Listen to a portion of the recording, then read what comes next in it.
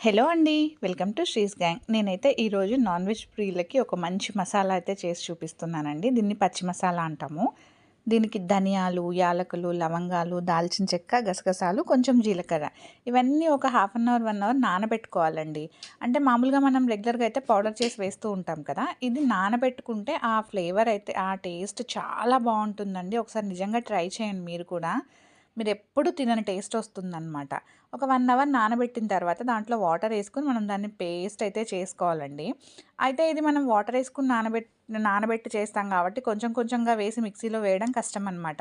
అందుకని నేనేం చేస్తానంటే మేము నాన్ వెజ్ కొంచెం వీక్‌లీ 3, 4 టైమ్స్ వండుతూనే ఉంటాము. దానికోసమని ఈ మసాలానంతా ఐస్ క్యూబ్స్ వేస్తాం కదా! ఆ ట్రేస్ ఉంటాయి కదా! దాంట్లో వేసి నేనైతే డీప్ ఫ్రిడ్జ్‌లో పెట్టేస్తానండి మౌల్డ్స్‌లో వేసి. అవి మౌల్డ్స్‌లో వేసి పెట్టినాక గట్టిగా అయిపోతాయి కదా! తీసి దాన్ని ఎయిర్ టైట్ బ్యాగ్ ఉంటుంది కదా! దాంట్లో వేసేసి డీప్ ఫ్రిడ్జ్‌లో అయితే స్టోర్ చేసుకుంటానండి.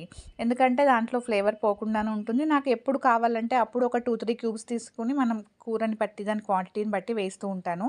కానీ నిజంగా నేను చెప్తున్నాను కదా! నన్ను నమ్మండి. ఒక్కసారి ట్రై చేయండి పచ్చి మసాలాని.